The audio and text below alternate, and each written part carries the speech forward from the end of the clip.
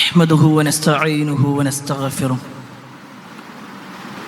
ونعوذ بالله من شرور أنفسنا ومن سيئات أعمالنا من يهده الله فلا مضل له ومن يضلل فلا هادي له وأشهد أن لا إله إلا الله وحده لا شريك له وأشهد أن محمدًا عبده ورسوله أرسله بالهدى ودين الحق ليظهره على الدين كله ولو كره المشركون اللهم صل على محمد وعلى آل محمد كما صليت على إبراهيم وعلى آل إبراهيم إنك حميد مجيد اللهم بارك على محمد وعلى آل محمد كما باركت على إبراهيم وعلى آل إبراهيم إنك حميد مجيد يا أيها الذين آمنوا اتقوا الله حق تقاته ولا تموتن إلا وأنتم مسلمون أما بعد فإن خير الحديث كتاب الله وخير الهدي هدي محمد صلى الله عليه وسلم وشر الأمور محدثاتها وكل محدثة بدعة وكل بدعة ضلالة وكل ضلالة في النار أعوذ بالله من الشيطان الرجيم بسم الله الرحمن الرحيم فإذا فرغت فانصب وإلى ربك فارغب يا أيها الناس أوصيكم وإياي أولا بتقوى الله സ്നേഹധനയരായ സത്യവിശ്വാസികളെ, സഹോദരന്മാരെ, സഹോദരിമാരെ, രക്ഷിതാക്കളെ, അള്ളാഹുവിൻ്റെ വിധിവിലക്കൽ അനുസരിച്ചുകൊണ്ടും പ്രവാചകൻ സല്ലല്ലാഹു അലൈഹി വസല്ലമയുടെ ജീവിതചര്യ പിൻപറ്റിക്കൊണ്ടും ജീവിക്കണമേ എന്ന് ആദ്യമായി എന്നോടും തുടർന്ന് നിങ്ങൾ ഓരോരുത്തരോടും ഉണർത്തുകയാണ്, വസിയ്യത്ത് ചെയ്യുകയാണ്. പരിശുദ്ധ റമളാനിൻ്റെ പവിത്രമാക്കപ്പെട്ട ദിനങ്ങൾ കഴിഞ്ഞ് പെരുന്നാളിൻ്റെ ആഘോഷങ്ങളും തീർന്ന് സാധാരണ ഒരു ജീവിതത്തിലേക്ക് നമ്മൾ മടങ്ങിയിരിക്കുകയാണ്. നോമ്പും പെരുന്നാളും ആഘോഷിക്കുമ്പോൾ നമുക്ക് ഏറെ സന്തോഷം നേടിത്തന്നത് നമ്മുടെ ആരാധനാ കർമ്മങ്ങളാണെങ്കിൽ, ഒരു പക്ഷേ കഴിഞ്ഞ കുറച്ച് ദിവസങ്ങളായി ഒരു രക്ഷിതാവെന്ന നിലക്ക് ചില ആശങ്കകളാണ് നമ്മുടെ മനസ്സിലുള്ളത്. പ്രത്യേകിച്ച് വിദ്യാഭ്യാസ സ്ഥാപനങ്ങളെല്ലാം അടച്ച് ഒരു ഒഴിവ് കാലത്തിലേക്ക്, അവധിക്കാലത്തിലേക്ക് നമ്മുടെ മക്കൾ മാറിയിരിക്കുന്നു.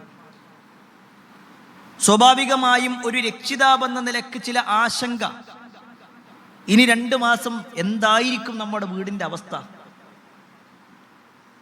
ഒരു പക്ഷേ അത് സംസാരിക്കുന്നവരുണ്ടാകും, പരാതി പറയുന്നവരുണ്ടാകും, തൻ്റെ ആശങ്ക പങ്കുവെക്കുന്ന രക്ഷിതാക്കളും ഉണ്ടാവാം. എന്നാൽ പ്രിയപ്പെട്ടവരെ, ഏതൊരു കാര്യത്തിലും ഇസ്ലാമിന് ചില നിലപാടുകളുണ്ട് എന്നതുപോലെ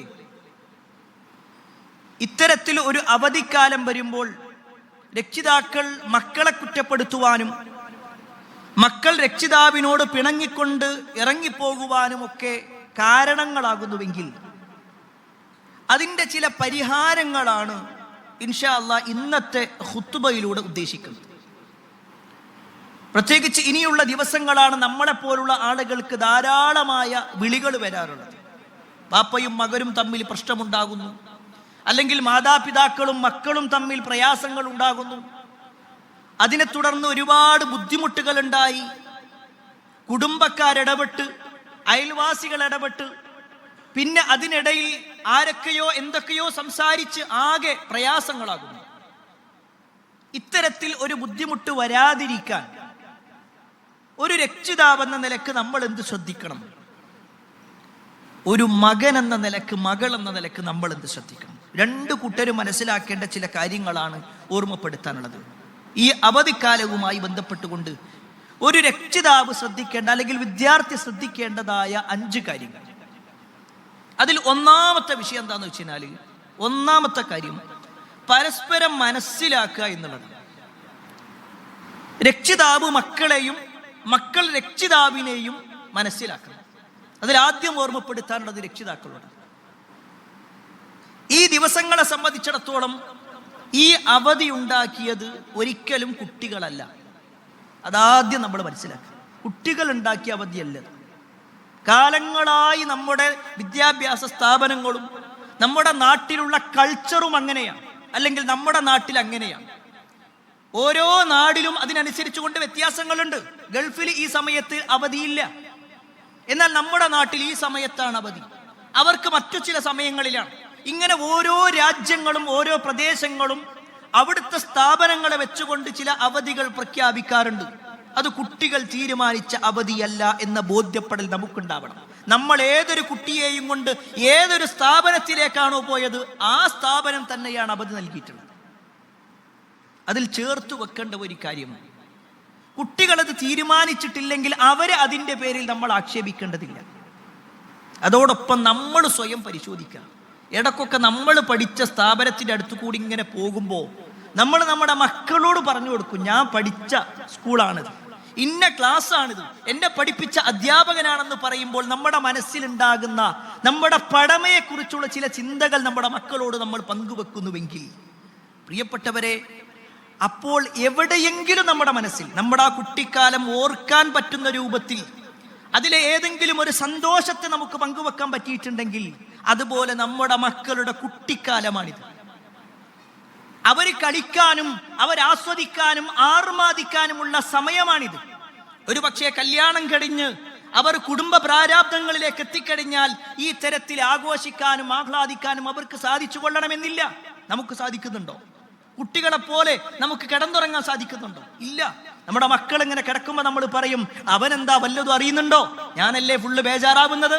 അതെ, ആ കുട്ടിയുടെ അവസ്ഥ അതാണ്. അത് നമ്മൾ അങ്ങനെ തന്നെ മനസ്സിലാക്കണം. ആ ബോധ്യപ്പെടൽ നമുക്കുണ്ടാവണം. അതോടൊപ്പം തന്നെ പ്രിയപ്പെട്ടവരെ, നമ്മുടെ മക്കൾ എന്നുള്ളത് അള്ളാഹു നമുക്ക് നൽകിയ വലിയ ഒരു ദാനമാണ്.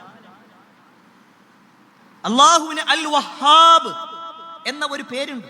അൽ വഹാബ്, ദാനമായി നൽകുന്നവനാണ്.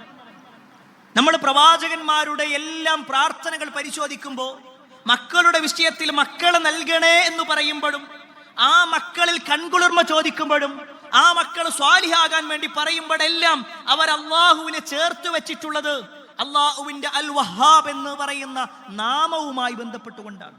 അള്ളാഹ് ദാനമായി തന്ന ഒന്ന്. ആ മക്കൾക്ക് ഒരാഴ്ച നീണ്ടു നിൽക്കുന്ന പനി ബാധിച്ചാൽ നമുക്കുണ്ടാകുന്നൊരു ബേജാറുണ്ട്. നമ്മുടെ മക്കൾ 4 മണിക്ക് സ്കൂളിട്ട് 4:15 വീട്ടിലെത്തുക, 4:20 നമുക്ക് ബേജാറാണ്. 5 മണിയായിട്ടും മക്കളെ കാണുന്നില്ലെങ്കിൽ അന്വേഷിച്ചു കണ്ട് നമ്മൾ പോകും. എങ്കിൽ ആ മക്കളുടെ വിഷയത്തിൽ നമ്മൾ അതിയായ ആഗ്രഹവും അഭിലാഷവും സന്തോഷവും സമാധാനവും ഒക്കെ നമുക്ക് നമ്മുടെ മക്കളുടെ വിഷയത്തിൽ ഉണ്ടെങ്കിൽ അത് കേവലം മനസ്സിൽ വെച്ചാൽ പോരാ, അത് ബോധ്യപ്പെടുത്തുക തന്നെ വേണം. നമ്മുടെ മക്കളുടെ ആ ചിന്തകൾ നമ്മൾ മനസ്സിലാക്കുക എന്നുള്ളതാണ്. എന്നാൽ ഖേദകരമെന്ന് പറയട്ടെ, പല രക്ഷിതാക്കളും ഇനി അങ്ങോട്ടുള്ള ദിവസത്തിൽ മക്കളുടെ പേരുകൾ വിളിക്കുന്നത് മുഴുവൻ ശാപത്തിന് വേണ്ടിയായിരിക്കും. ശാപത്തിന്റെ വാക്കുകൾ, ദേഷ്യത്തിന്റെ വാക്കുകൾ, ആ വാക്കുകൾ ഉച്ചരിക്കുന്ന എത്ര രക്ഷിതാക്കളുണ്ട്. മക്കൾ എന്തെങ്കിലും ഒരു ചെറിയ കാര്യങ്ങൾ ചെയ്യുമ്പോഴേക്ക് അവരുടെ ആ കുട്ടിത്തത്തിൽ ചെയ്യുന്ന ചില പ്രവർത്തനങ്ങളുടെ കാര്യത്തിൽ ശാപത്തിന്റെ വാക്കുകൾ പറയുന്നവർ നല്ലോണം ശ്രദ്ധിക്കണം. ഒരു വിശ്വാസി ഒരിക്കലും മറ്റൊരാളെ ശപിക്കാൻ പാടില്ല. ഒരു വിശ്വാസിയെ ശപിക്കാൻ പാടില്ല. മറ്റൊരാളെ ശപിക്കാൻ പറ്റൂല എങ്കിൽ സ്വന്തം മക്കളെങ്ങനെ ശപിക്കാം? സ്വന്തം മക്കളെ ശപിച്ചുകൊണ്ടുള്ള വാക്കുകൾ ഉമ്മമാര് ശ്രദ്ധിച്ചോ? പ്രത്യേകിച്ച് ഏറ്റവും കൂടുതൽ വാക്കുകൾ ഉച്ചരിക്കാറുള്ളത് നിങ്ങളുടെ നാവിലൂടെയാണ്. ഞാൻ നിങ്ങളെ കുറ്റപ്പെടുത്തുകയല്ല, പക്ഷെ ഒരു ചരിത്രം നമ്മൾ മനസ്സിലാക്കണം. മഹാനായ അബ്ദുല്ലാഹി ബിൻ മസ്ഊദ് റളിയല്ലാഹു അൻഹുവിന്റെ ജീവിതത്തിൽ ഉണ്ടായ ഒരു സംഭവം. ഇബ്നു മസ്ഊദ് റളിയല്ലാഹു അൻഹു ഒരിക്കൽ അബൂ ഉമൈർ റളിയല്ലാഹു അൻഹുവിന്റെ വീട്ടിലേക്ക് ചെല്ലുകയാണ്. അബൂ ഉമൈർ റളിയല്ലാഹു അൻഹുവിനെ അന്വേഷിച്ചിട്ട് ചെന്നതാണ്. വീട്ടിൽ ചെന്ന് സലാം പറഞ്ഞു. അബൂ ഉമൈർ റളിയല്ലാഹു അൻഹുവിന്റെ ഭാര്യ വാതിൽ തുറന്നു. അബൂ ഉമൈറിനോട് അബൂ ഉമൈർ ഇല്ലേന്ന് ചോദിക്കുക. പറഞ്ഞു, ഇല്ല, അതെപ്പോ വരും, നിങ്ങൾ വീട്ടിൽ കയറിയിരിക്കുന്നു. അങ്ങനെ ഇബ്നു മസ്ഊദ് റളിയല്ലാഹു അൻഹു വീട്ടിൽ കയറി. സ്വാഭാവികമായിട്ട് നല്ല ദാഹമുള്ളത് കൊണ്ട് അദ്ദേഹം കുറച്ച് വെള്ളം ചോദിക്കണം. അബൂ ഉമൈർ റളിയല്ലാഹു അൻഹുവിന്റെ ഭാര്യ വെള്ളം നോക്കുമ്പോൾ വീട്ടിൽ വെള്ളമില്ല. തൻ്റെ സേവകയെ വിളിച്ചുകൊണ്ട്, വൃത്തിയെ വിളിച്ചുകൊണ്ട് അബൂ ഉമൈർ റളിയല്ലാഹു അൻഹുവിന്റെ ഭാര്യ പറഞ്ഞു, നീ അപ്പുറത്തെ വീട്ടിൽ പോയിട്ട് കുറച്ച് വെള്ളം മേടിച്ചോണ്ട് കുറച്ച് വെള്ളം കൊണ്ടുവന്നു. അങ്ങനെ ഈ ഒരു വൃത്തിയായിട്ടുള്ള വേലക്കാരി എന്ത് ചെയ്തു, അടുത്ത വീട്ടിലേക്ക് പോയി. കുറച്ച് സമയം കഴിഞ്ഞിട്ടും ഈ സ്ത്രീ വരുന്നില്ല. ഈ സ്ത്രീ അന്വേഷിച്ചുകൊണ്ട് കുറെ നേരമായി ഈ അബൂ ഉമൈർ റളിയല്ലാഹു അൻഹുവിന്റെ ഭാര്യ ഇരിക്കുന്നുണ്ട്. സമയം കുറച്ച് കഴിഞ്ഞപ്പോഴും എന്തോ കാരണത്താൽ അവൾക്ക് നേരം വൈകിയതാണ്. പക്ഷേ അബൂ ഉമൈർ റളിയല്ലാഹു അൻഹുവിന്റെ ഭാര്യ ആ സമയത്തൊരു വാക്ക് പറഞ്ഞു. ഈ വേലക്കാരിയായ സ്ത്രീയെ ശപിച്ചുകൊണ്ടുള്ള ഒരു വാക്ക് പറഞ്ഞു. ഈ വാക്ക് വീടിന്റെ ഉമ്മറത്തിരിക്കുന്ന ഇബ്നു മസ്ഊദ് റളിയല്ലാഹു അൻഹു കേൾക്കുകയാണ്. ഇബ്നു മസ്ഊദ് റളിയല്ലാഹു അൻഹു ഉടനെ അവിടുന്ന് എഴുന്നേറ്റു. അദ്ദേഹം വേഗം ചെരുപ്പ് ധരിച്ചു, വേഗം അവിടുന്ന് ഇറങ്ങിപ്പോകാൻ തുടങ്ങി. അദ്ദേഹം വേഗത്തിൽ നടന്നു പോകുന്നത് അബൂ ഉമൈർ റളിയല്ലാഹു അൻഹു കാണും. തന്റെ വീട്ടിൽ നിന്ന് അബൂ ഉമൈർ റളിയല്ലാഹു അൻഹു എന്താ വേഗത്തിൽ, ഇബ്നു മസ്ഊദ് റളിയല്ലാഹു അൻഹു എന്തുകൊണ്ട് വേഗത്തിൽ പോകുന്നു എന്ന് അന്വേഷിച്ചുകൊണ്ട് അബൂ ഉമൈർ റളിയല്ലാഹു അൻഹു ഇബ്നു മസ്ഊദ് റളിയല്ലാഹു അൻഹുവിന്റെ അടുക്കിലേക്ക് ഓടി വന്നു. എന്നിട്ട് പറഞ്ഞു, ഇബ്നു മസ്ഊദ്, നിങ്ങൾ എങ്ങോട്ടാ പോകുന്നത്? നിങ്ങൾ എന്നെ കാണാൻ വേണ്ടി വന്നതല്ലേ? ഇബ്നു മസ്ഊദ് റളിയല്ലാഹു അൻഹു പറഞ്ഞു, ഞാൻ നിങ്ങളെ കാണാൻ വേണ്ടി വന്നതാ, പക്ഷെ നിങ്ങൾ ഇവിടെ ഉണ്ടായിരുന്നില്ല. അബൂ ഉമൈർ റളിയല്ലാഹു അൻഹു പറഞ്ഞു, എന്നാ നിങ്ങൾ വീട്ടിൽ കയറിയിരുന്നാ പോരെ, നിങ്ങൾ വെള്ളം എന്തെങ്കിലും കുടിച്ചിരുന്നാ ഞാൻ അപ്പോഴേക്ക് വരുന്നു, ഭാര്യ പറഞ്ഞിട്ടുണ്ടാവുമല്ലോ. ഇബ്നു മസ്ഊദ് റളിയല്ലാഹു അൻഹു പറയാണ്, ഞാൻ അവിടെ വീട്ടിലേക്ക് ചെന്നു, നിങ്ങളുടെ വീട്ടിലേക്ക് കയറി, അവിടെ നിന്നുണ്ടായ ഒരു സംഭവമാണ് എന്നെ ഇവിടുന്ന് വേഗത്തിൽ ഇറക്കിയത്. അബൂ ഉമൈർ റളിയല്ലാഹു അൻഹു ചോദിച്ചു, എന്തു പറ്റി? ആ സമയത്ത് അബ്ദുല്ലാഹി ബിൻ മസ്ഊദ് റളിയല്ലാഹു അൻഹു ഉണ്ടായ സംഭവം പറയാണ്. ഞാൻ ഇങ്ങനെ വെള്ളം ചോദിച്ചപ്പോൾ നിങ്ങളെ വീട്ടിൽ വെള്ളമില്ലാത്തത് കൊണ്ട് നിങ്ങളുടെ ഭാര്യ നിങ്ങളുടെ വീട്ടിലുള്ള വേലക്കാരിയോട് അടുത്ത വീട്ടിൽ പോയി കൊണ്ടുവരാൻ വേണ്ടി പറഞ്ഞു.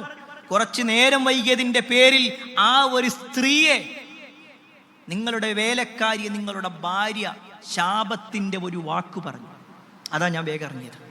അപ്പോഴും അബൂ ഉമൈർ റളിയല്ലാഹു അൻഹു കാര്യം മനസ്സിലായില്ല. അദ്ദേഹം ചോദിച്ചു, അതിലിപ്പോ എന്താ നിങ്ങൾ വേഗം ഇറങ്ങിപ്പോകാനുള്ള കാരണം എന്താ? ആ സമയത്ത് ഇബ്നു മസ്ഊദ് റളിയല്ലാഹു അൻഹു പറയുന്നൊരു വാചകമുണ്ട്. അതേ ഹദീസ് തന്നെ നമുക്ക് മറ്റു ചില റിവായത്തുകളിലും കാണുവാൻ സാധിക്കും. ഇബ്നു മസ്ഊദ് റളിയല്ലാഹു അൻഹു പറയാണ്, റസൂലുള്ളാഹി സ്വല്ലല്ലാഹു അലൈഹി വസല്ലം പറഞ്ഞിട്ടുണ്ട്, ഇന്നൽ അബ്ദ ഇദാ ലഅന ഷൈഅൻ, ഏതെങ്കിലും ഒരാൾ ഏതെങ്കിലും ഒന്നിനെ ശപിക്കുകയാണെങ്കിൽ സഅദത്തിൽ ലഅനതു ഇലസ് സമാ, ആ ശാപം ആകാശത്തേക്ക് കയറിപ്പോകും. ആ ഒരു ശാപം ഇങ്ങനെ ഉയരും, പക്ഷേ ഫതുഗ്ലഖു അബ്വാബുസ് സമാ ദൂനഹ, ആ ഒരു ശാപത്തെ സ്വീകരിക്കാതെ ആകാശം അതിങ്ങനെ അടഞ്ഞു നിൽക്കും. ഒരാൾ മറ്റൊരാളെ ശപിച്ചു കഴിഞ്ഞാൽ ആ ശാപം ഉയരും, പക്ഷേ ആകാശത്തിലേക്ക് ഉള്ളിലേക്ക് കയറൂല, ആകാശം അവിടെ തടുത്തു നിർത്തും.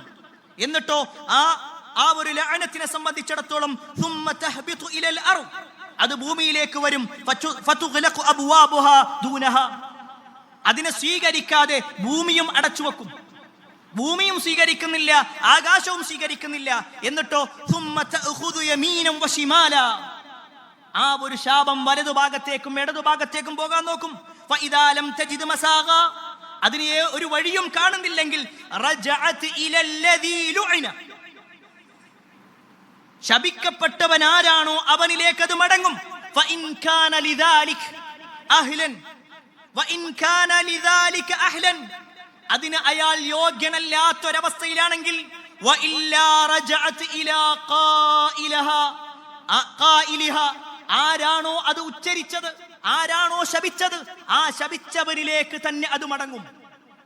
അതിന്റെ ഗൗരവം മനസ്സിലാക്കിക്കോ. ഉമ്മമാര് ശ്രദ്ധിച്ചോ, മക്കളെ ശപിച്ചുകൊണ്ടൊരു വാക്ക് പറയുമ്പോ ആ വാക്ക് ആകാശത്തേക്ക് ഉയരും, പക്ഷേ ആകാശം സ്വീകരിക്കൂല, അത് ഭൂമിയിലേക്ക് മടങ്ങും, ഭൂമിയും സ്വീകരിക്കൂല.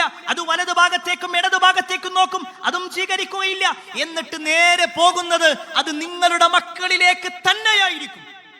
നിങ്ങളുടെ മക്കൾ അതിന് യോഗ്യനല്ലെങ്കിൽ അത് മടങ്ങുന്നത് നിങ്ങളിലേക്കും.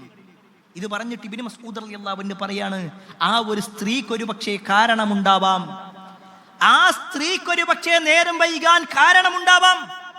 ആ സ്ത്രീക്ക് ആ ലഅനത്ത് ബാധിക്കുന്നില്ലെങ്കിൽ അത് വരുന്നത് നിങ്ങളുടെ ഭാര്യയിലേക്കായിരിക്കും. അതിന്റെ കാരണക്കാരനാകട്ടെ ഞാനാണ്. ഞാൻ ആ വീട്ടിലുള്ളത് കൊണ്ടാണല്ലോ വെള്ളം മേടിക്കാൻ വേണ്ടി പോയത്. അത് എന്നിലേക്ക് മടങ്ങുമോ എന്ന പേടി കൊണ്ടാണ് ഞാൻ വേഗം ഇറങ്ങിപ്പോയത്. സുബ്ഹാനല്ലാഹ്, ലഅനത്തിന്റെ ഭാഗം എത്ര ഉണ്ടെന്ന് ശ്രദ്ധിച്ചോളി. നമ്മുടെ മക്കളോട് ചില വാക്കുകളൊക്കെ പറയുമ്പോൾ, ശാപത്തിന്റെ വാക്കുകൾ പറയുമ്പോൾ, നിന്നെ കൊണ്ടൊന്നും ഒരിക്കലും ഒരു ഉപകാരം ഉണ്ടാവൂല. ഒരു ലളിതമായ ഒരു വാക്കായിട്ട് നമ്മൾ പറയണതാ, പക്ഷേ അത് ഗൗരവമുള്ളതാണ്. ശാപത്തിന്റെ വാക്കുകൾ പറയുമ്പോൾ ശ്രദ്ധിക്കണം. അതുപോലെ തന്നെ പ്രിയപ്പെട്ട മക്കളോട് ഓർമ്മപ്പെടുത്താനുള്ളത്, നമ്മുടെ മാതാപിതാക്കളുടെ വിഷയത്തിൽ നമുക്ക് ചില ഉത്തരവാദിത്തങ്ങളുണ്ട്. ആ മാതാപിതാക്കളെ മനസ്സിലാക്കാനും റെഡിയാവണം. മാതാപിതാക്കളെ മനസ്സിലാക്കുക. അത് നമ്മളൊരു വാപ്പയാകുമ്പോൾ മനസ്സിലാകും, നമ്മളൊരു ഉമ്മയാകുമ്പോൾ മനസ്സിലാകും. ഒരു പക്ഷേ ചില ആളുകൾക്കെങ്കിലും അത് മനസ്സിലാകുന്നുണ്ടാവും, രക്ഷിതാക്കളെ സംബന്ധിച്ചിടത്തോളം പറയുന്നത്. എന്നാൽ ഇവിടെയുള്ള മക്കളോട് ഓർമ്മപ്പെടുത്താനുള്ളത്, നമ്മുടെ മാതാപിതാക്കൾ കഷ്ടപ്പെട്ടുകൊണ്ടാണ് നമ്മളെ വളർത്തുന്നത്. രാവിലെ മുതൽ രാത്രി വരെ അധ്വാനിച്ചുകൊണ്ട് ഒരു പക്ഷേ രാത്രി കയറി വന്ന് കുറച്ചു നേരം ഞാനൊന്ന് കിടക്കട്ടെ എന്ന് പറയുമ്പോൾ ആ മാതാപിതാക്കളെ പ്രയാസപ്പെടുത്തുന്ന രൂപത്തിൽ, അവരുടെ ഉറക്കം നഷ്ടപ്പെടുത്തുന്ന രൂപത്തിൽ കളികളുമായി സംസാരങ്ങളുമായി അവിടെ ആർത്തി ചിരിച്ചുകൊണ്ട് അവരെ പ്രയാസപ്പെടുത്തുന്ന അവസ്ഥ പലപ്പോഴും മക്കളിൽ കാണാറുണ്ട്. ഉണ്ടാകാൻ പാടില്ല. കാരണം ആ വാപ്പ രാവിലെ ഇറങ്ങിയതാർക്ക് വേണ്ടിയിട്ടാ? നമുക്ക് വേണ്ടിയിട്ടാ, നമ്മുടെ ആവശ്യങ്ങൾക്ക് വേണ്ടിയിട്ടാ. നമുക്ക് ഭക്ഷണം തരാൻ വേണ്ടി, നമുക്ക് വെള്ളം തരാൻ വേണ്ടി, നമുക്ക് വസ്ത്രം വാങ്ങാൻ വേണ്ടി, നമ്മുടെ ആവശ്യങ്ങൾ നിർവഹിക്കാൻ വേണ്ടിയിട്ടാണ് ആ സാധു കഷ്ടപ്പെട്ടതെങ്കിൽ ആ സാധുവിനെ പ്രയാസപ്പെടുത്തരുത്. നമ്മുടെ ഉമ്മ രാവിലെ മുതൽ നേരത്തെ എഴുന്നേറ്റ് അടുക്കളയിലെ ചൂടേറ്റുകൊണ്ട് വിയർത്തൊലിച്ചുകൊണ്ട് അധ്വാനിക്കുന്നത് എന്തിനു വേണ്ടിയിട്ടാന്ന് ചോദിച്ചാൽ, എൻ്റെ മക്കള് പട്ടിണി ഇറക്കരുത്. ആ ഉമ്മ ഒന്ന് കുറച്ചു നേരം കിടന്നാൽ മതി, ഒരു പക്ഷെ അന്നത്തെ ദിവസം പട്ടിണിയാവും. അവിടെ നമ്മൾ മനസ്സിലാക്കണം പ്രിയപ്പെട്ടവരെ, നമ്മുടെ മാതാപിതാക്കളെ മനസ്സിലാക്കുക എന്നുള്ളതാണ് ഒന്നാമത്തെ വിഷയം. മാതാപിതാക്കൾ മക്കളെയും, മക്കൾ മാതാപിതാക്കളെയും മനസ്സിലാക്കുക. രണ്ടാമത്തെ വിഷയം, ഇനി അങ്ങോട്ടുള്ള ദിവസങ്ങളിൽ പരസ്പര സഹായികളായിട്ട് മാറണം. മക്കൾ മാതാപിതാക്കളെ സഹായിക്കുന്നവരാവണം. എങ്ങനെയാണ് മക്കൾ മാതാപിതാക്കളെ സഹായിക്കുക? എങ്ങനെയാണ് മക്കൾ മാതാപിതാക്കളെ സഹായിക്കുക? ഒന്നാമത്തെ വിഷയം എന്താണെന്നറിയോ? അതിൽ ഈ ഉമ്മയും വാപ്പയൊക്കെ ഉണ്ടാക്കിയിട്ടുള്ള കുറേ കാര്യങ്ങളുണ്ട്. അത് കേടുവരുത്താതിരിക്കുക എന്നുള്ളത് മക്കളോടാണ് വളരെ സ്നേഹത്തോടെയാണ് പറയുന്നത്. അത് കേടുവരുത്താതിരിക്കുക. അവരൊരുപാട് കഷ്ടപ്പെട്ട് ഒരുപാട് പൈസ സ്വരുക്കൂട്ടിയിട്ടാണ് പലതും ഉണ്ടാക്കിയിട്ടുണ്ടാകുക. അപ്പം അത് നമ്മുടെ തമാശക്ക് വേണ്ടിയിട്ട് അടിച്ചു പൊട്ടിക്കുന്ന ഒരവസ്ഥ, അല്ലെങ്കിൽ നമ്മുടെ ആ ഒരു ചോരത്തിളപ്പിന്റെ പേരിൽ ചെയ്യുന്ന കാര്യങ്ങൾ, അതൊക്കെ ശ്രദ്ധിക്കേണ്ടതാണ്. കാരണം ഒരു രക്ഷിതാവും മകനും തമ്മിലുള്ള ഒരു ബന്ധം എന്ന് പറഞ്ഞാൽ ഇസ്ലാമിക ചരിത്രത്തിൽ വായിക്കുമ്പോൾ നമ്മൾ അത്ഭുതപ്പെട്ടു പോകുന്ന ചില സംഭവങ്ങളുണ്ട്. ഒരു മകൻ എത്രത്തോളം തൻ്റെ വാപ്പയെ ഇഷ്ടപ്പെടുന്നുണ്ട് എന്ന് ചരിത്രത്തിൽ നമുക്ക് കാണാൻ പറ്റും. മഹാനായ ഉമർ ഇബ്നുൽ ഖത്താബ് റളിയല്ലാഹു അൻഹുവിന്റെ കാലത്ത് ജീവിച്ചിരുന്ന ഒരു വാപ്പയാണ് ഉമയ്യ അൽ അസാഖിർ എന്ന് പറയുന്ന വ്യക്തി. ഉമയ്യ അൽ അസാഖിർ, അദ്ദേഹത്തിന്റെ മകനാണ് കിലാബ് ബിൻ ഉമയ്യ. ഈ വാപ്പയും മകനും വല്ലാത്ത ബന്ധത്തിലായിരുന്നു, വല്ലാത്ത സ്നേഹത്തിലായിരുന്നു. പക്ഷേ ഉമർ റളിയല്ലാഹുവിന്റെ കാലത്തൊരു സംഭവം ഉണ്ടായി. ഒരു യുദ്ധത്തിന് വേണ്ടി ഈ കിലാബ് പുറപ്പെടും. യുദ്ധത്തിന്റെ സാഹചര്യം നിർബന്ധമായതുകൊണ്ട് തന്നെ അദ്ദേഹത്തിന് പോകേണ്ടി വന്നു. അങ്ങനെ മകനായ കിലാബ് പോയി. വാപ്പയായ ഉമയ്യ മകനെ ആലോചിച്ച് അങ്ങനെ ഇരിക്കാൻ തുടങ്ങി. കുറേ ദിവസങ്ങൾ കഴിഞ്ഞു, മകനെ കാണുന്നില്ല. ആ സമയത്താണ് ഈ വാപ്പയായ ഉമയ്യയും അദ്ദേഹത്തിൻ്റെ ഭാര്യയും കൂടി ഒരു ഭാഗത്ത് ഇങ്ങനെ ഇരിക്കുമ്പോൾ ഒരു പ്രാവ് അതിൻ്റെ കുഞ്ഞിനെങ്ങനെ നോക്കുന്നത് കാണാം. ഒരു പ്രാവ് അതിൻ്റെ കുഞ്ഞിനെങ്ങനെ നോക്കുന്നത് കാണാം. ആ കാഴ്ച കണ്ടതും ഉമയ്യ തൻ്റെ മകനെങ്ങനെ ആലോചിച്ചു. കിലാബിനെ ആലോചിച്ച് കരയാൻ തുടങ്ങിയില്ല. ചരിത്രത്തിൽ കാണാൻ പറ്റും. കരഞ്ഞ് അവസാനം ഉമയ്യ അൽ അസാഖിർ അദ്ദേഹത്തിൻ്റെ കാഴ്ച നഷ്ടപ്പെട്ടു. അദ്ദേഹത്തിൻ്റെ കാഴ്ച പോയി.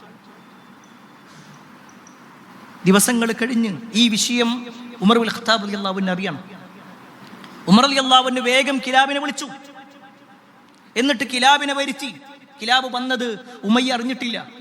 അപ്പൊ ഈ വാപ്പയും മകനും തമ്മിലുള്ള വല്ലാത്ത ഒരു ബന്ധത്തെക്കുറിച്ച് പല ആളുകളും മനസ്സിലാക്കിയിട്ടുണ്ടായിരുന്നു. അത് ഉമർ റളിയല്ലാഹു അൻഹുവിനോട് പറഞ്ഞപ്പോഴാണ് ഉമർ റളിയല്ലാഹു അൻഹു അദ്ദേഹത്തോട് വരാൻ വേണ്ടി പറഞ്ഞത്. എന്നിട്ട് ഉമർ ബിൻ ഖത്താബ് റളിയല്ലാഹു അൻഹു ഈ മകനായിട്ടുള്ള കിലാബിനോട് ചോദിക്കുകയാണ്, നിങ്ങളും നിങ്ങളുടെ വാപ്പയും തമ്മിൽ വല്ലാത്തൊരു ബന്ധമുണ്ടെന്ന് പറഞ്ഞല്ലോ, എന്താണ് അതിൻ്റെ കാരണം? എന്താ നിങ്ങൾ എങ്ങനെയാണ് നിങ്ങളെ വാപ്പാനെ സ്നേഹിക്കണത് എങ്ങനെയാണ്? ആ സമയത്ത് ഈ കിലാബ് പറയാണ്, ഞാൻ എൻ്റെ വാപ്പാക്ക് പാല് കൊണ്ടു കൊടുക്കുമ്പോൾ വേറെ ആരെങ്കിലും കറന്നെടുത്ത പാലല്ല ഞാൻ കൊടുക്കുക. ഞാൻ തന്നെ പോയി, ഞാൻ തന്നെ കറന്നെടുത്ത്, ഞാൻ തന്നെ അത് പാത്രത്തിലാക്കി, ഞാൻ തന്നെ അതിനെല്ലാ സൗകര്യങ്ങളും റെഡിയാക്കി ഉപ്പാക്ക് കുടിക്കാൻ പറ്റുന്ന രൂപത്തിൽ എൻ്റെ ഉപ്പാന്റെ അടുക്കൽ പോയി ഉപ്പ ഇരിക്കുന്ന ഭാഗത്ത് കൊണ്ടുപോയി കൊടുത്ത് ഉപ്പാന്റെ വായിലേക്ക് വെച്ച് ഉപ്പാന്റെ പുറത്തിങ്ങനെ തലോടിക്കൊണ്ടൊക്കെ ഞാൻ ചെയ്യാറുള്ളത്.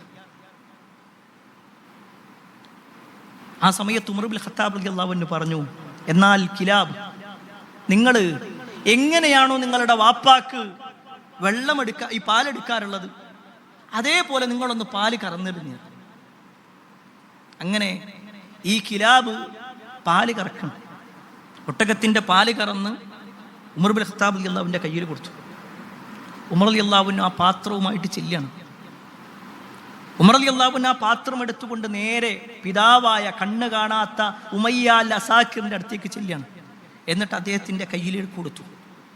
ആ ഒരു പാത്രം വാങ്ങി തൻ്റെ ചുണ്ടോടടുപ്പിച്ചതും ഉമയ്യ പറയാണ്, എൻ്റെ മകൻ കിലാബിൻ്റെ ആ മണം എനിക്കിങ്ങനെ കിട്ടുന്നുണ്ടല്ലോ, ഇതിൻ്റെ മകൻ കറന്നെടുത്തതുപോലെ എനിക്ക് തോന്നുന്നുണ്ടല്ലോ. ഈ വാചകം പറഞ്ഞിട്ട് ആ വാപ്പ മകനെ കുറിച്ച് പറഞ്ഞുകൊണ്ടിരിക്കുക. ഇത് കേട്ടതും അവിടെ കൂടി നിൽക്കുന്ന മുഴുവൻ ആളുകളും കരഞ്ഞുപോയി. ഉമർ റളിയല്ലാഹു അൻഹു കിലാബിനെ വിളിച്ചുകൊണ്ട് പറയാണ്, ഇനി ഒരിക്കലും വാപ്പനെ വിട്ടുകൊണ്ട് നീ എങ്ങോട്ടും പോകാൻ പാടില്ല, നീ നിന്റെ വാപ്പാന്റെ കൂടെ തന്നെ ഉണ്ടാവണം, ഒരിക്കലും ഇവിടുന്ന് പോകരുത്. പ്രിയപ്പെട്ടവരെ, നമ്മളെ സംബന്ധിച്ചിടത്തോളം നമ്മുടെ വാപ്പ എന്ന് പറഞ്ഞാൽ ഒരു പക്ഷേ ഇതിലെ വാപ്പമാർക്ക് അറിയാൻ പറ്റും നമ്മൾ എത്ര ത്യാഗം ചെയ്യുന്നുണ്ട് എന്നുള്ളത്, അല്ലേ? എങ്കിൽ നമ്മൾ നമ്മുടെ മക്കളുടെ വിഷയത്തിൽ എത്രയാണോ ത്യാഗം ചെയ്യുന്നത് അതിൻ്റെ 100 ഇരട്ടിയാണ് ഒരു പക്ഷേ ഇന്നത്തെ സൗകര്യങ്ങൾ പോലും ഇല്ലാത്ത ഒരു കാലഘട്ടത്തിൽ നമ്മുടെ മാതാപിതാക്കൾ നമ്മളെ നോക്കിയിട്ടുണ്ട്. അത് നമ്മൾ മറക്കാതിരിക്കുക. അതോടൊപ്പം പ്രിയപ്പെട്ടവരെ, ഈ വാപ്പയും മകനും തമ്മിലുള്ള ഒരു ബന്ധത്തിൽ ഈ ഒരു ചരിത്രത്തിന്റെ കൂടെ നമ്മൾ മനസ്സിലാക്കേണ്ട വിഷയം, മക്കൾ എന്ന നിലക്ക് നമ്മുടെ മാതാപിതാക്കളുടെ വിഷയത്തിൽ മാതാപിതാക്കളെ സഹായിക്കുന്നതോടൊപ്പം രക്ഷിതാക്കൾ മക്കളെയും സഹായിക്കണം. ഈ ഒരു വെക്കേഷൻ എന്ന് പറഞ്ഞാൽ ഇനി വീട്ടിൽ നിന്ന് പുറത്തിറങ്ങാൻ പാടില്ല എന്ന് പറഞ്ഞുകൊണ്ട് ഇരുത്തല്ല വേണ്ടേ, മറിച്ച് ആ കുട്ടികൾക്ക് സൗകര്യങ്ങൾ, അവർക്ക് കളിക്കാനുള്ള പ്രായമാണ്, അവർ കളിക്കാനുള്ള സൗകര്യങ്ങൾ നമ്മൾ ഏർപ്പെടുത്തി കൊടുക്കണം. നമ്മളെ കൊണ്ട് കഴിയുന്ന രൂപത്തിൽ, ഞാൻ ആ വാചകം അങ്ങനെ തന്നെ പറയാം, നമ്മളെ കൊണ്ട് കഴിയുന്ന രൂപത്തിൽ, അല്ലാതെ കടം വാങ്ങിക്കൊണ്ടും പ്രയാസങ്ങൾ സഹിച്ചുകൊണ്ടും മക്കൾക്ക് വേണ്ടതൊക്കെ വാങ്ങിക്കൊടുക്കണം എന്ന് ഞാൻ പറയുന്നില്ല. പക്ഷേ നമ്മുടെ കഴിവിൽപ്പെട്ട രൂപത്തിൽ അവർക്ക് കളിക്കാനും അവർക്ക് അവരുടെ ഈ അവധിക്കാലം ഉപയോഗപ്പെടുത്താനുമുള്ള സൗകര്യങ്ങൾ നമ്മൾ റെഡിയാക്കി കൊടുക്കണം. അതുപോലെ തന്നെ 3-ാമത്തെ വിഷയം, പ്രിയപ്പെട്ടവരെ, ഇനിയുള്ള ദിവസങ്ങളിൽ പ്രധാനപ്പെട്ട ഒരു കാര്യം, നമ്മളെല്ലാത്തിനും ഒരു സമയം നിശ്ചയിക്കുക എന്നുള്ളത്. എല്ലാത്തിനും ഒരു സമയം ഉണ്ടാവും. ഇന്ന് പൊതുവെ നമ്മുടെ മക്കളിൽ ചെറുപ്പകാലം മുതലേ ഉള്ള ഒരു സ്വഭാവമാണ്, മദ്രസ ഉള്ള ദിവസമാണെങ്കിൽ ആ കുട്ടിയെ നിർബന്ധിച്ച് നീപ്പിക്കും, മദ്രസ ഇല്ലാത്ത ദിവസമാണെങ്കിൽ കുഴപ്പമില്ല അവിടെ കടന്നു. സ്കൂൾ ഉള്ള ദിവസമാണെങ്കിൽ അവിടെ കുറേ നിബന്ധനകളുണ്ട്, ഇന്ന സമയം എല്ലാത്തിനും ഉണ്ട്. എന്നാൽ സ്കൂളില്ലെങ്കിലോ അത് തോന്നിയ പോലെയാണ്. അങ്ങനെയല്ല വിശ്വാസി. അവന്റെ ജീവിതത്തിൽ എല്ലാത്തിനും ഒരു സമയമുണ്ട്. എങ്കിൽ ഒരു രക്ഷിതാവ് എന്ന നിലക്ക് നമ്മൾ ചെയ്യേണ്ട കാര്യം, ഈ ഒരു ഖുതുബ കഴിഞ്ഞ് നിങ്ങൾ നിങ്ങളുടെ വീട്ടിലേക്കെത്തി മക്കളെ ഇരുത്തിക്കൊണ്ട് ചെയ്യേണ്ട കാര്യമാണ് പറയണത്. നിങ്ങളല്ല ഉണ്ടാക്കേണ്ടത്, രക്ഷിതാക്കളോടാ പറയണത്. നിങ്ങൾ ഉണ്ടാക്കണമെന്നല്ല, പക്ഷേ മക്കളെ ഇരുത്തിക്കൊണ്ട് ഒരു പേപ്പറും പേനയും കൊടുത്തുകൊണ്ട് നിന്റെ രാവിലെ മുതൽ രാത്രി വരെയുള്ള കാര്യങ്ങൾ ഒന്ന് നീ എഴുതി വെക്ക്. എത്ര മണിക്ക് എഴുന്നേൽക്കും, ഏത് സമയത്താണ് സുബഹ് നമസ്കാരം, എപ്പോഴാണ് ളുഹറിനേക്ക് പള്ളിയിലേക്ക് പോകുക, എപ്പോഴാണ് ഖുർആൻ പാരായണം ഉണ്ടാകുക, എപ്പോഴാണ് മറ്റു പഠനങ്ങളിലേക്ക് പോകുക, എപ്പോഴാണ് നിന്റെ കളിയുടെ സമയം, എല്ലാം തീരുമാനിക്കും. ഞാൻ വീണ്ടും ഓർമ്മപ്പെടുത്തുന്നു, അത് രക്ഷിതാവ് എഴുതണം എന്നല്ല, മക്കളാണ് എഴുതേണ്ടത്, ഓരാണ് പറയേണ്ടത്. എന്നിട്ട് അത് വീടിൻ്റെ ചുമരിൽ ഇങ്ങനെ വെച്ചു കൊടുക്കണം.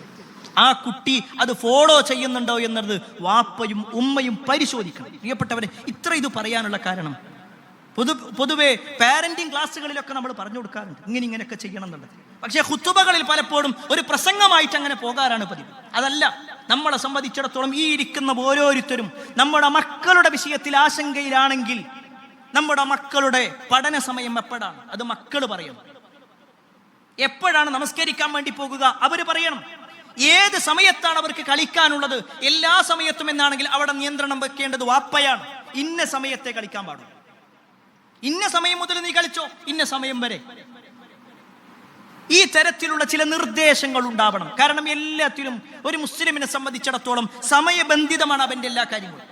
നമ്മുടെ നോമ്പിനൊരു സമയമുണ്ട്, നമസ്കാരത്തിനൊരു സമയമുണ്ട്, എങ്കിൽ കളിക്കും സമയമുണ്ടാവണം. കളി ഇന്ന സമയത്ത് മാത്രമാവണം, അല്ലെങ്കിൽ പഠനം ഇന്ന സമയത്താവണം. അങ്ങനെ എല്ലാത്തിനും ഒരു സമയം നിശ്ചയിച്ചു കൊടുക്കുക. അത് രക്ഷിതാക്കൾ മക്കളുടെ കൂടെ ഇരുന്നു കൊണ്ട് ചെയ്യണമെന്ന് പ്രത്യേകം ഓർമ്മപ്പെടുത്തുകയാണ്. നാലാമത്തെ വിഷയം, ഇനിയുള്ള അവധിക്കാലത്ത് നമ്മുടെ മക്കളുടെ വിഷയത്തിൽ ഏറെ ശ്രദ്ധിക്കേണ്ട ഒരു കാര്യമാണ് മതപഠനത്തിന് ശ്രദ്ധ കൊടുക്കുക എന്നുള്ളത്. മതപഠനത്തിന് ശ്രദ്ധ കൊടുക്കുക. എന്തിനാ ഞാനിത് പറയണമെന്ന് അറിയാം? നമ്മുടെ മക്കൾ എത്ര മദ്രസ വരെ പഠിച്ചിട്ടുള്ളത്? ആ ഒരു ചോദ്യത്തിന് ഒരു പക്ഷേ രക്ഷിതാക്കൾ പറയും അത് 4ാം ക്ലാസ് വരെ, 5ാം ക്ലാസ് പോയി, അപ്പോഴാണ് 10ാം ക്ലാസ് സ്കൂൾ തുടങ്ങിയത്, അപ്പൊ നിർത്തി. നമ്മുടെ മക്കളുടെ മദ്രസ വിദ്യാഭ്യാസത്തിനെ ചോദിച്ചാൽ നമുക്കും അതന്നെ പറയാനുണ്ടാവുക. 4ാം ക്ലാസ് വരെ, അല്ലെങ്കിൽ 5ാം ക്ലാസ് വരെ, അതിനപ്പുറത്തേക്കില്ല. അതല്ലെങ്കിൽ 10ാം ക്ലാസ് തുടങ്ങി അപ്പൊ നിർത്തി, അല്ലെങ്കിൽ +1 പിന്നെ അവർക്ക് പഠിക്കാൻ പറ്റണില്ല, അല്ലെങ്കിൽ സ്കൂള് കുറച്ച് നേരത്തെയാക്കി, ബസ് നേരത്തെയാക്കി. എന്തെല്ലാം കാരണങ്ങളാണ് മദ്രസ ഒഴിവാക്കാൻ നമുക്കുള്ളത്. ഇനി ഒരു പക്ഷേ ഏതെങ്കിലും ഒരു വെക്കേഷൻ ക്ലാസ്സിലാണെങ്കിൽ അപ്പൊ നമ്മൾ ഇംഗ്ലീഷ് പഠിപ്പിക്കാനാണ്, കമ്പ്യൂട്ടർ പഠിപ്പിക്കാനാണ്, ഏതിന്റെ പ്രത്യേക ഒരു കോച്ചിങ് ഉണ്ട്, അതിന് വേണ്ടിയിട്ടാണ്. എല്ലാത്തിനും നമ്മൾ പറഞ്ഞേക്കും. നമ്മുടെ മക്കളുടെ മദ്രസ വിദ്യാഭ്യാസം ഈ 4ാം ക്ലാസ് വരെ ആകെ രാവിലെ 1 മണിക്കൂർ, അത് തന്നെ പലപ്പോഴും നേരം വൈകി വരും. എന്നിട്ട് ഈ 1 മണിക്കൂറിന്റെ ഉള്ളിൽ 20-30 കുട്ടികളെ ഈ അധ്യാപകൻ നോക്കണം. വീട്ടിലെത്തിയാൽ നമുക്ക് നോക്കാൻ സമയമല്ല. എന്നിട്ട് 4ാം ക്ലാസ് വരെ നിങ്ങളൊന്ന് കണക്ക് കൂട്ടിക്കോ. ആഴ്ചയിൽ 5 ദിവസം മദ്രസ ഉണ്ടെന്ന് വെച്ചോ, ആഴ്ചയിൽ 5 മണിക്കൂർ. അതിൽ തന്നെ വളരെ ചുരുക്കം സമയമാണ് ഒരു ഇൻഡിവിജ്വൽ അറ്റൻഷൻ നമ്മുടെ കുട്ടിക്ക് കിട്ടുന്നത്. ആ കുട്ടിയെ പ്രത്യേകം പരിഗണിക്കുന്നത് വളരെ ചുരുക്ക സമയം. ഈ 4 വയസ്സ് വരെ, അല്ലെങ്കിൽ 4ാം ക്ലാസ് വരെയാണ് ആ കുട്ടി ജീവിതത്തിന്റെ മുഴുവൻ മേഖലകളിലും ചെയ്യേണ്ട എല്ലാ കാര്യങ്ങളും പഠിക്കേണ്ടത്. അല്ലേ? നിസ്കാരം പഠിക്കണത് എപ്പോഴാ? മദ്രസ. നോമ്പ് പഠിക്കണത് എപ്പോഴാ? മദ്രസ. മാതാപിതാക്കളോടുള്ള കടമകള് അത് മദ്രസ. പ്രാർത്ഥനകൾ അത് മദ്രസ. ഖുർആനോത്ത് അത് മദ്രസ. തജ്വീദ് അത് മദ്രസ. വിശ്വാസം, സ്വഭാവം, എല്ലാ കാര്യങ്ങളും പഠിക്കുന്നത് ഈ 4 കൊല്ലം കൊണ്ട്, വളരെ ചുരുങ്ങിയ സെക്കൻഡുകൾ കൊണ്ട് പഠിക്കണം. എന്നിട്ട് നമ്മൾ പറയാണ് ആ കുട്ടിനൊക്കെ മദ്രസയിലൊക്കെ പഠിപ്പിച്ചു, എന്നിട്ടൊന്നും ഒരു ഉപകാരമില്ല. എവിടെ പഠിപ്പിച്ചേ? എത്ര വൈകാരികമായിട്ട് പറയാനുള്ള കാരണം, നമുക്ക് മദ്രസന്റെ കാര്യം എന്ന് പറയുമ്പോൾ അതിനൊന്നിനും സമയമല്ല. സ്കൂളിന്റെ സമയം 8 മണിക്കൂറുണ്ട്, 9 മണിക്കൂറുണ്ട്. ഇനി പോരാത്തതിന് ശനിയാഴ്ചയും ഞായറാഴ്ചയും സ്കൂളുണ്ടെന്ന് പറഞ്ഞാൽ അപ്പോഴും കൊണ്ടുപോകാൻ നമ്മൾ റെഡിയാ. എന്നാൽ മദ്രസയിലേക്ക് 1 മണിക്കൂർ നേരത്തെ ഒന്ന് ഇരുത്തണമെന്ന് പറഞ്ഞാൽ അപ്പോഴേക്ക് ഇരുന്നു പോകേണ്ട ആളുകൾ ഉണ്ടാവും. എന്നിട്ട് നമ്മൾ പറച്ചിലോ, കുട്ടിക്ക് എന്തെല്ലാം കൊടുത്തു, ആ ഉസ്താദാ പഠിപ്പിച്ചത്, ഈ ടീച്ചറാ പഠിപ്പിച്ചത്, എന്നിട്ടും ഒരു മാറ്റമില്ല. ആ ഉസ്താദിന്റെ കുഴപ്പമല്ല, ടീച്ചർ കുഴപ്പമല്ല, നമ്മളെ കുഴപ്പം. അത് നമുക്കതിന് സമയമല്ല. മക്കളെ ദീന് പഠിപ്പിക്കാൻ സമയമല്ല. ആ ദീന് പഠിപ്പിക്കാത്തിടത്തോളം കാലം അഫ്വാനുകൾ വർദ്ധിക്കും, താമരശ്ശേരികൾ വർദ്ധിക്കും, കോട്ടയങ്ങൾ വർദ്ധിക്കും. സംശയം വേണ്ട. കാരണം എന്താണെന്നറിയോ? ഞാൻ കഴിഞ്ഞ ഖുതുബയിൽ സൂചിപ്പിച്ചിട്ടുണ്ടായിരുന്നു, പെരുന്നാൾ ഖുതുബയിൽ. നമ്മുടെ മക്കൾ നേരാവണം എന്നുള്ളത് നമ്മുടെ മാത്രം ആവശ്യമാണ്. നിങ്ങൾ അങ്ങനെ തന്നെ മനസ്സിലാക്കിക്കോളും പ്രിയപ്പെട്ടവരെ. നമ്മുടെ മക്കൾ നേരാവുക എന്നുള്ളത് നമ്മുടെ മാത്രം ആവശ്യമാണ്. അതൊരിക്കലും നാടിന്റെ ആവശ്യമായിട്ട് നാട്ടുകാർക്ക് തോന്നിയിട്ടില്ല. അത് രാജ്യത്തിന്റെ ആവശ്യമായിട്ട് രാജ്യത്തിന്റെ ഭരണാധികാരികൾക്ക് തോന്നിയിട്ടില്ല. അവർക്കാർക്കും അത് തോന്നിയിട്ടേ ഇല്ല, തോന്നുന്നുമില്ല, തോന്നുകയുമില്ല. കാരണം അവർക്ക് ഇവിടെ അധികാരങ്ങൾ നിലനിർത്തിയേ പറ്റൂ. എങ്കിൽ നമ്മുടെ മക്കളുടെ വിഷയത്തിൽ നമ്മൾ ശ്രദ്ധിച്ചു. ആ മക്കളുടെ വിഷയത്തിലാണ് നമ്മുടെ മുൻഗാമികൾ പറഞ്ഞത്. മഹാനായ ഇബ്നു ഉമർ റളിയല്ലാഹു അൻഹു ഒരിക്കലും ഒരു മനുഷ്യനെ കണ്ടു. അദ്ദേഹത്തിന്റെ കൂടെ അദ്ദേഹത്തിന്റെ കുട്ടി ഉണ്ടായിരുന്നു. ഇബ്നു ഉമർ റളിയല്ലാഹു അൻഹു വിളിച്ചിട്ട് പറയാണ്, അദ്ദിബ് ഇബ്നക്, നീ നിന്റെ മക്കൾക്ക് പഠിപ്പിച്ചു കൊടുക്കണം കേട്ടോ, ദീന് പഠിപ്പിച്ചു കൊടുക്കണം. എന്നിട്ട് അദ്ദേഹം പറയാണ് ഫഇന്നക മസ്ഊലുൻ അൻ വലദിക മാദാ അദ്ദബ്തഹു വമാദാ അല്ലംതഹു. നാളെ പരലോകത്ത് നിന്നോട് ചോദ്യമുണ്ട്, നിന്റെ മക്കൾക്ക് നീ എന്താ പഠിപ്പിച്ചു കൊടുത്തത്? ആ ഒരു ചോദ്യമുണ്ട്, ഉറപ്പാ. നിന്റെ കുട്ടിക്ക് പഠിപ്പിച്ചു കൊടുത്ത മര്യാദകൾ എത്രത്തോളം ഉണ്ട് എന്നുള്ളത് ചോദ്യം വരുന്ന ഒരു കാര്യമാണ്. പ്രിയപ്പെട്ടവരെ, അവിടെ നമുക്ക് ഞാൻ 4ാം ക്ലാസ് വരെ പഠിപ്പിച്ചിട്ടുണ്ട്, 5ാം ക്ലാസ്സിലേക്ക് പറഞ്ഞയച്ചിട്ടുണ്ട്, ഇതൊന്നും നമുക്ക് പറ്റൂല. നമ്മൾ കൃത്യമായിട്ട് പഠിപ്പിച്ചു കൊടുക്കണം. അതേത് സമയത്താണെങ്കിലും മക്കൾ ഇനി 20 വയസ്സായി എന്ന് വിചാരിച്ചോ, എങ്കിലും അവർക്ക് പഠിപ്പിച്ചു കൊടുക്കണം. ലോകത്തെ ഏറ്റവും കൂടുതൽ മദ്ഹബിന്റെ ആളുകൾ ഉള്ള മദ്ഹബ് ഏതാന്ന് വെച്ച് കഴിഞ്ഞാൽ ഹനഫി മദ്ഹബ്. ലോകത്തെ ഏറ്റവും കൂടുതൽ ആ ഹനഫി മദ്ഹബിന്റെ ഇമാമായി കാണുന്ന ഇമാം അബൂ ഹനീഫ റഹ്മത്തുള്ളാഹിയുടെ ചരിത്രങ്ങൾ കേൾക്കണം. അദ്ദേഹം തൻ്റെ 22ാമത്തെ വയസ്സിൽ, അദ്ദേഹം 22 വയസ്സുവരെ കാര്യമായിട്ടൊന്നും പഠിച്ചിട്ടില്ല. അദ്ദേഹത്തിന്റെ ജീവിതത്തിലുണ്ടായ മാറ്റം കേട്ടോ. അദ്ദേഹം നല്ല കച്ചവടക്കാരനാണ്. ഒരു ദിവസം നുഅ്മാൻ ഇബ്നു സാബിത്ത് എന്ന അദ്ദേഹത്തിന്റെ ശരിക്കുള്ള പേര്. ഈ നുഅ്മാൻ കച്ചവട സ്ഥലത്തേക്ക് പോയി തിരിച്ചു വരുന്നു. എല്ലാ ദിവസവും ഇങ്ങനെ രാവിലെ പോകുന്നു, വൈകുന്നേരത്ത് തിരിച്ചു വരും. ഒരു ദിവസം ഇങ്ങനെ വൈകുന്നേരത്ത് വരുമ്പോൾ തൻ്റെ ജോലി സ്ഥലത്തുനിന്ന് കച്ചവട സ്ഥാപനം പൂട്ടിയിട്ട് ഇങ്ങനെ വരുന്നത് കാണുകയാണ് ആ നാട്ടിലുള്ള ഉസ്താദായിട്ടുള്ള ഹമ്മാദ് ഇബ്നു സലമ റഹ്മത്തുള്ളാഹി അലൈഹി. വലിയ പണ്ഡിതനാണത്. അദ്ദേഹം കുട്ടിയായിരിക്കുന്ന 22 വയസ്സുകാരനായിട്ടുള്ള നുഅ്മാൻ ഇബ്നു സാബിത്തിനെ വിളിച്ചു, നുഅ്മാൻ ഇവിടെ വാ. ഓൻ എവിടുന്ന വരുന്നത്? എല്ലാ ദിവസവും രാവിലെ ഇങ്ങനെ പോകുന്നുണ്ട്, വൈകുന്നേരം ആകുമ്പോൾ തിരിച്ചു വരുന്നുണ്ട്, നീ എവിടുന്ന വരുന്നേ? ആ സമയത്ത് 22 വയസ്സുകാരനായ നുഅ്മാൻ ഇബ്നു സാബിത്ത് പറഞ്ഞു, ഞാൻ എൻ്റെ വാപ്പാക്കൊരു ഷോപ്പുണ്ട് അവിടെ അങ്ങാടി, അവിടെ പോയി നിൽക്കാറാണ്. രാവിലെ പോകും, വൈകുന്നേരത്ത് തിരിച്ചു വരും, അതാണ് ചെയ്യാറുള്ളത്. ഉടനെ ഹമ്മാദ് ഇബ്നു സലമ റഹ്മത്തുള്ളാഹി അലൈഹി പറയാണ്, ഞാൻ വിചാരിച്ചു നീ പഠിക്കാൻ വേണ്ടിയിട്ട് പോവുകയാണ്, ദീനിൻ്റെ വല്ല കാര്യങ്ങൾ പഠിക്കാൻ വേണ്ടിയിട്ട് രാവിലെയും വൈകുന്നേരത്തൊക്കെ അതിനു വേണ്ടി പോവുകയാണെന്നാണ് വിചാരിച്ചേ, ദുനിയാവ് മാത്രമേ ഉള്ളൂലേ? ഈ ഒരു ചോദ്യം, ഹമ്മാദ് ഇബ്നു സലമയുടെ ഈ ഒരു ചോദ്യമാണ് 22 വയസ്സുകാരനായ നുഅ്മാൻ ഇബ്നു സാബിത്തിന്റെ മനസ്സിലേക്ക് കയറിയത്. അവിടെ നിന്ന് അങ്ങോട്ട് പഠിക്കാൻ തുടങ്ങി. വർഷങ്ങളോളം പഠിച്ചു. ഇന്ന് ലോകത്ത് ഏറ്റവും കൂടുതൽ ആളുകൾ ഇമാമായി സ്വീകരിക്കുന്ന മദ്ഹബിന്റെ വീക്ഷണ പ്രകാരം നോക്കിക്കഴിഞ്ഞാൽ ഹനഫി മദ്ഹബിലെ ഏറ്റവും വലിയ നേതാവ് എന്ന നിലക്ക് അവരെണ്ണുന്ന ഇമാം അബൂ ഹനീഫത്തുൽ കൂഫി റഹ്മത്തുള്ളാഹി അലൈഹിയുടെ ചരിത്രമാണ് ഞാൻ ഇപ്പോൾ പറഞ്ഞത്. അദ്ദേഹം തുടങ്ങുന്നത് 22ാമത്തെ വയസ്സിലാണ്. നമ്മൾ പരിശോധിക്കുക, നമ്മുടെ മക്കളെ ഇരുത്തിയിട്ട് നമ്മുടെ മക്കൾക്ക് ഖുർആൻ നേരത്തിൽ ഓതാൻ അറിയും, നിസ്കാരത്തിൽ കൃത്യമായിട്ട് പ്രാർത്ഥനകൾ അറിയും. ഇല്ല പ്രിയപ്പെട്ടവരെ, നമുക്കറിയോ? ഞാൻ കുറ്റപ്പെടുത്താൻ വേണ്ടിയിട്ടല്ല, നമ്മളെ സംബന്ധിച്ചിടത്തോളം ഇങ്ങനെയൊക്കെ തന്നെ മതി, ഇതൊക്കെ തന്നെ സ്വർഗം കിട്ടാനുള്ളതാണ് എന്നാണെങ്കിൽ 22ാമത്തെ വയസ്സിൽ തുടങ്ങി ഏകദേശം 40ാമത്തെ വയസ്സുവരെ അദ്ദേഹം നിരന്തരമായി ഇരുന്ന് പഠിച്ചു. എന്നാ അദ്ദേഹത്തിന് ജോലി ചെയ്തിട്ടില്ലേ? ഉണ്ട്. അദ്ദേഹം ജോലിക്ക് പോയിട്ടുണ്ട്. വളരെ കുറഞ്ഞ സമയം ജോലിക്ക് വേണ്ടി പോകും, ബാക്കി സമയം മുഴുവൻ ഇരുന്ന് പഠിക്കും. അദ്ദേഹം കച്ചവടക്കാരൻ തന്നെയായിരുന്നു. അവിടെയാണ് പ്രിയപ്പെട്ടവരെ നമ്മൾ മനസ്സിലാക്കേണ്ടത്, നമ്മുടെ മുൻഗാമികൾ അവർ ഒഴിവുള്ള സമയം പരമാവധി പൈസ ഉണ്ടാക്കാനല്ല നോക്കിയത്, പഠിക്കാൻ വേണ്ടിയിട്ടാണ്. ഒഴിവുണ്ടാക്കി പഠിക്കാൻ നമ്മൾ ഓരോരുത്തരും മനസ്സിലാക്കണം. പഠനത്തിന് വേണ്ടി ഒരു ശ്രദ്ധ കൊടുക്കണം.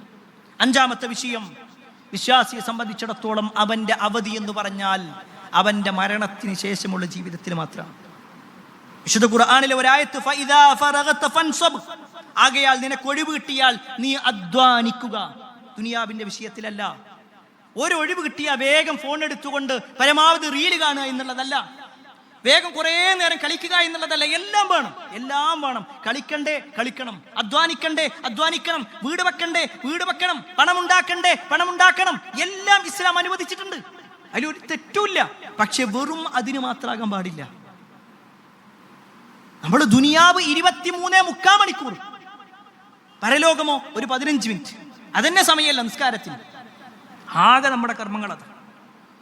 ഇപ്പോഴും നമ്മൾ നമ്മുടെ പഠനത്തിന്റെ വിഷയത്തിൽ നോക്കിക്കഴിഞ്ഞാൽ, ആരാധനാ കർമ്മങ്ങളുടെ വിഷയത്തിൽ എത്തിക്കഴിഞ്ഞാൽ പലപ്പോഴും പിന്നിലായിക്കൊണ്ട് കാണാൻ കഴിയും. പ്രിയപ്പെട്ടവരെ, നമ്മെ സംബന്ധിച്ചിടത്തോളം ഈ പറയപ്പെട്ട ഓരോ കാര്യങ്ങളും നമ്മുടെ ഇനിയങ്ങോട്ടുള്ള 2 മാസക്കാലം നമ്മുടെ മക്കളുമായി ബന്ധപ്പെട്ടുകൊണ്ട് ശ്രദ്ധിച്ചും സൂക്ഷിച്ചും മുന്നോട്ട് പോവുകയാണെങ്കിൽ ഒരു നല്ല ഒരു വാപ്പയായി, നല്ല ഒരു ഉമ്മയായി, നല്ല ഒരു മകനായി, നല്ല ഒരു മകളായി നമ്മുടെ കുടുംബത്തിൽ സന്തോഷത്തോടുകൂടി നിലകൊള്ളാൻ നമുക്ക് സാധിക്കും. അല്ലാഹു സുബ്ഹാനഹു തആല അത്തരത്തിലുള്ള സന്തോഷവും ബറക്കത്തും നമ്മുടെ വീട്ടിൽ പ്രദാനം ചെയ്യുമാറാവട്ടെ. അൽഹംദുലില്ലാഹി റബ്ബിൽ ആലമീൻ വസ്സലാത്തു വസ്സലാമു അലാ റസൂലില്ലാഹ് വഅലാ ആലിഹി വഅസ്ഹാബിഹി അജ്മഈൻ. അമ്മാ ബഅദ്.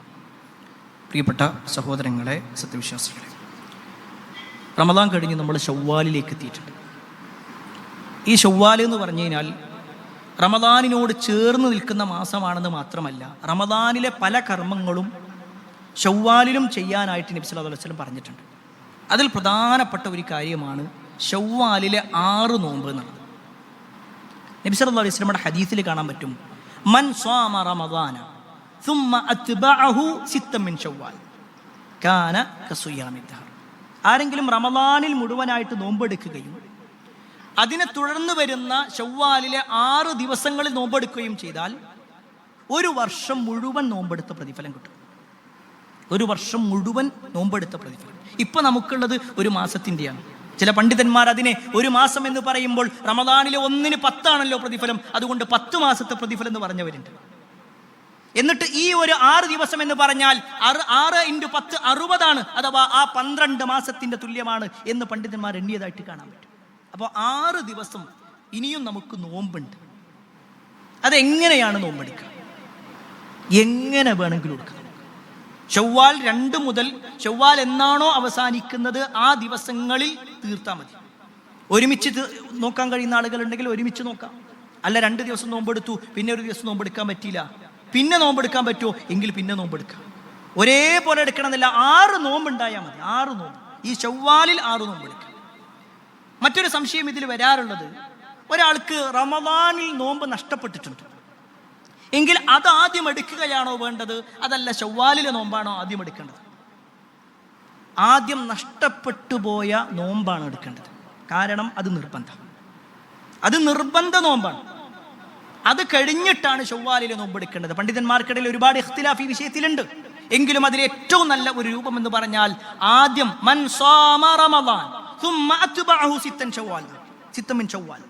അപ്പോൾ റമദാനിൽ നോമ്പെടുത്തിട്ട് പിന്നെ ശവ്വാലിൽ. അപ്പോൾ റമദാനിൽ ഏതെങ്കിലും നഷ്ടപ്പെട്ടിട്ടുണ്ടോ എങ്കിൽ ആദ്യം അത് നോറ്റ് വീട്ടുക, അതിനുശേഷം പിന്നെ ശവ്വാലിൽ നോമ്പെടുക്കുക. മറ്റൊരു സംശയം പല ആളുകളും ചോദിക്കാറുള്ളത്, റമദാനിലെ നോമ്പ് നഷ്ടപ്പെട്ടിട്ടുണ്ട്, അതേ നിയ്യത്തും ശവ്വാലിലെ നിയ്യത്തും കൂടി ഒരുമിച്ച് നിർവഹിക്കാൻ പറ്റും? ഒരു നോമ്പ് പക്ഷെ 2 നിയ്യത്ത്, ഒന്ന് ഫർള് നോമ്പിന്റെ മറ്റൊന്ന് സുന്നത്തായ നോമ്പിന്റെ. ഇത് ശരിയല്ല. 2 കൂടി ഒരുമിച്ച് പറ്റൂല. ആദ്യം ഫർളാണ്, അത് കഴിഞ്ഞിട്ട് പിന്നെയാണ് സുന്നത്ത് ഉണ്ടാവുക. 2 സുന്നത്തോ 3 സുന്നത്തൊക്കെ ആയിട്ട് ഒരുമിച്ച് ചെയ്യാം. ഉദാഹരണം, ഒരാള് അയ്യാമുൽ ബീദിലെ നോമ്പെടുക്കണം. അയ്യാമുൽ ബീദ് എന്ന് പറഞ്ഞാൽ എല്ലാ അറബ് മാസവും 13, 14, 15 വെളുത്ത ദിവസങ്ങൾ എന്ന് അതിന് പറയാം. അറബ് മാസത്തിൽ 13, 14, 15 അങ്ങനെ ഒരാൾ 13-ന് നോമ്പെടുക്കുകയാണ്, അത് തിങ്കളാഴ്ചയാണ് എങ്കിൽ അയാള് ആ ഒരു നിയ്യത്ത് അയ്യാമുൽ ബീദിലാണ് എന്നും അതേപോലെ തന്നെ തിങ്കളാഴ്ചയിലെ സുന്നത്താണ് എന്നും വേണമെങ്കിൽ അയാൾക്ക് ശവ്വാലിലെ സുന്നത്ത് എന്ന നിലയ്ക്ക് 3 മനസ്സിൽ വിചാരിച്ചുകൊണ്ട് അയാൾക്ക് നോമ്പെടുത്തു എന്നതുകൊണ്ട് കുഴപ്പമില്ല. പക്ഷേ ഒരിക്കലും നഷ്ടപ്പെട്ടു പോയ ഫർള് നോമ്പല്ല ഇവിടെ ഉണ്ടാവുക, അത് വേറെ തന്നെയാണ്. ഫർള് വേറെ തന്നെ നോക്കണം. സുന്നത്തിനെ സംബന്ധിച്ചിടത്തോളം 1, 2, 3 സുന്നത്തുകൾ ഒരുമിച്ച് ചെയ്തു എന്നതുകൊണ്ട് ഒരു കുഴപ്പവുമില്ല എന്നതുകൂടി നമ്മൾ മനസ്സിലാക്കുക. സൂചിപ്പിച്ചു വന്നത്, നമുക്ക് നോമ്പ് അവസാനിപ്പിക്കാനായിട്ടില്ല, നിർത്തിയിട്ടല്ല, നിർത്താൻ പാടില്ല. മറിച്ച് ഈ പറയപ്പെട്ട സുന്നത്ത് ഇനിയുള്ള ദിവസങ്ങളിലെങ്കിലും ഒന്ന് ശ്രദ്ധിച്ച് ഒരു സമയം മാറ്റിവെച്ചുകൊണ്ട് നോമ്പെടുക്കണമെന്ന് പ്രത്യേകം ഓർമ്മപ്പെടുത്തുകയാണ്. അല്ലാഹു സുബ്ഹാനഹു തആല നമ്മൾ ചെയ്തിട്ടുള്ള എല്ലാ സൽക്രമങ്ങളും നമ്മളിൽ നിന്ന് സ്വീകരിക്കുമാറാവട്ടെ. കഴിഞ്ഞ മാസങ്ങളിലും ദിവസങ്ങളിലുമൊക്കെയായി നമ്മൾ ചെയ്തിട്ടുള്ള എല്ലാ പുണ്യകർമ്മങ്ങളും അള്ളാഹു നമ്മളിൽ നിന്നും ഖബൂൽ ചെയ്യുമാറാവട്ടെ. ഒരുപാട് ആളുകൾ പ്രാർത്ഥന കൊണ്ട് വസിയത്ത് നൽകിയിട്ടുണ്ട്. എല്ലാവരുടെയും പ്രാർത്ഥന അള്ളാഹു സ്വീകരിക്കുമാറാവട്ടെ. നമ്മുടെ മാതാപിതാക്കൾക്ക് അള്ളാഹു സ്വർഗം നൽകുമാറാവട്ടെ. നമ്മുടെ മക്കളെ അള്ളാഹു സ്വാലിഹായ സന്താനങ്ങളാക്കി മാറ്റുമാറാവട്ടെ. കുടുംബത്തോടൊപ്പം സ്വർഗ്ഗത്തിലേക്ക് എത്തുന്ന മഹാഭാഗ്യവാന്മാരിൽ അള്ളാഹു നമ്മെ ഏവരെയും ഉൾപ്പെടുത്തുമാറാവട്ടെ. അല്ലാഹുമ്മ ഗഫിറിൽ മുഅ്മിനീന വൽ മുഅ്മിനാത്ത് വൽ മുസ്ലിമീന വൽ മുസ്ലിമാത്ത് അൽ അഹ്യാഇ മിൻഹും വൽ അംവാത്ത് ഇന്നക മുജീബുദ് ദഅവാത് യാ ഖാദിൽ ഹാജാത്ത്. അല്ലാഹുമ്മ അജ്ർനാ മിനൻ നാർ അല്ലാഹുമ്മ അജ്ർനാ മിനൻ നാർ അല്ലാഹുമ്മ അജ്ർനാ മിനൻ നാർ. റബ്ബനാ ആതിനാ ഫിദ് ദുനിയ ഹസന വഫിൽ ആഖിറതി ഹസനതൻ വഖിനാ അദാബൻ നാർ. ആമീൻ ആമീൻ ബിറഹ്മതിക യാ അർഹമർ റഹീമീൻ വൽഹംദുലില്ലാഹി റബ്ബിൽ ആലമീൻ. Peace Radio. Tune to reality.